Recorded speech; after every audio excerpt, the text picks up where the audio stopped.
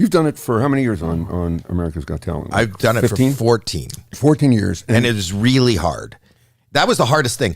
Two things were hard for me. And you know, as somebody who, like you guys, you know, entered this business, not only for whatever we entered it to do, you know, to be a broadcaster, an actor, right, a comedian or whatever, but we also needed to be accepted and loved and, you know, respected by people that we'll probably never meet. Right. Right. It's like, I love that with people that don't have the need to be in this business. It would be so, it would lift a weight off my shoulders to wake up and not give a about what people thought of me. Except today, it's not about it's influencers. Everybody, because the bar's so low, Howie, everybody, there's new entry into that field of I want people to love me. Right, but it's also very easy to read your analytics. You know, you get how many likes you get, how many views you get, how many listeners you have. So everybody is chasing that critique. And whether you hear the words or whether somebody shows up to wipe dog face, it feels exactly the same to not have any views, to not have any listeners, absolutely, to not have. Absolutely. So I think my point was, I forgot now what my point was. You said being a judge. I know I'm on topic. The hardest thing for me was I entered into this business to garner laughter and love and acceptance from people I don't know. And then the first day that I showed up on America's Got Talent, at that time we used to travel the show. I don't know if people remember at the beginning, you know, that we're like American Idol. We're coming to you from Dallas, or we're coming to you from, and we used to travel around and find local talent and then bring it. You're going to Hollywood. And I remember the first time, I don't think I was that critical, but I didn't love a song choice that a singer was on stage. And I said, you know, something like, you have a great voice, but, you know, I don't think you chose the right song. I mean, there was no range in that song. And I said something that wasn't totally positive. And the entire audience, because this is their hometown boy or girl, the entire audience booed me. Right. And I had this negative criticism just wave over me. And I thought, oh my God, what the Can I swear on there? No, but we'll bleep. We can bleep. We have budget for bleep. I know Lori took away the bell. I don't know if she took away the bleep. We have a bleep. Lori doesn't like sounds. So far we have the budget. Okay, all right. But you know, I thought, what the hell have I done? You know, like I'm on a thing where everybody, like, they don't even like what I'm saying. It's not like I'm trying to entertain. I'm not trying to be funny. I'm not trying to get a laugh. I'm just being honest, and I'm just being Howie. And that hurt more than ever. You know, you don't agree with my critique, you know, and now you're critiquing my critique, and you're critiquing my who I am and my taste and my sensibility. And that wasn't even that audience response. I wouldn't even put that under critique. That was, I'm going to hurt you. I'm going to hurt you, Howie Mandel, because you did something I don't approve of and I don't agree with, and I feel you're hurting someone else. So in the guise of protector, I'm going to boo you and hurt your feelings. I'm going to diminish you. And you don't think that's what a critic does to you about your performance? I've received many different kinds of critique. There are some critique that is not, I wouldn't categorize it as positive, but it is helpful. Constructive and it is criticism. Yes. And then there's critique that goes, I do want to hurt you.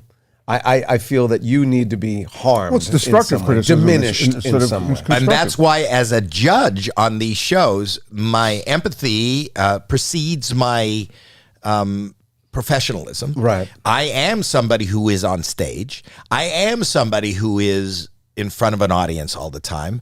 And I'm very cognizant. I try to be as cognizant as I can be about how I would feel. You know, it's kind of like do unto others as you would have them do unto you. Yeah. So when I tell somebody something that isn't positive, there's this weight. And the weight is because you just alluded to it, because of social media, you know, America's Got Talent gets 1 billion clicks a season, you know, on YouTube worldwide. Really? Dang. You're right. Yeah. Well, that is really? The entertainment of criticism. Yeah. But it does. And I'm cognizant of the fact that people are listening to what I'm doing and being entertained by the criticism. Yeah, but you know, So therefore, I feel obligated to be honest, and I feel obligated. It's really easy, but also boring and not entertaining to just be nice for niceness sake. Wonderful. That was wonderful. And it was horrible. But I'll never say it was horrible. I will say, I'll try to be as constructive as possible. I'll say, listen, opera, is not my thing. I've never bought an opera album. I've never gone to a concert. But I think that some of the notes were not, they weren't notes. They were pitchy. So it was funny. I'm listening to when I was preparing for this and thinking about criticism, because I had to help a judge in the past on another show who called me and said, I need to come up with X amount a week. Can you write some criticism? In other words, you have to come up with so many ways to say something's bad after 15 years. Do you have to come up with a novel idea, or are you processing it as it happens? I don't want to do that. So then I don't want to write critiques. No, but when you're going to use them. But you know what words you can use or what things you haven't said before, a way to say it differently. That's the biggest issue that people have, but then you become, like he just said, pitchy. You're making fun of the gentleman that was on Idol, right? He always said it was pitchy. Listen, dog, it's pitchy. But the point is, so then I'm internalizing, and I don't think about saying it in a different way.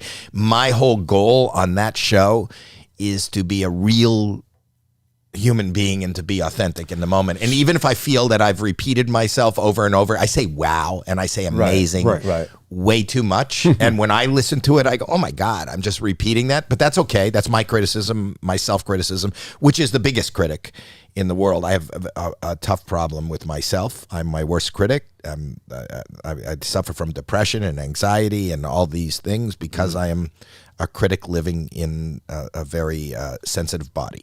But the truth of the matter is, I want to be honest, and I just want them to know that it comes from a good place. I don't want to, what you just said, Jason, I don't want to hurt anybody. Right. And the last thing I want to do is hurt you. But my job here, you're a person who shows up on this show.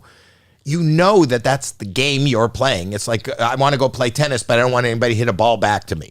It's like you're performing, and you're going to hear from me. And I promise you, I'm going to be hopefully not mean and hopefully not hurtful, but constructive as somebody who's been in the business for a long time. And also when I don't know, and I'll tell you I don't know, like I'm not a big, mime or opera fan. Those are two things that I would never buy a ticket to go see. I would never. You wouldn't go to a mime show? I won't.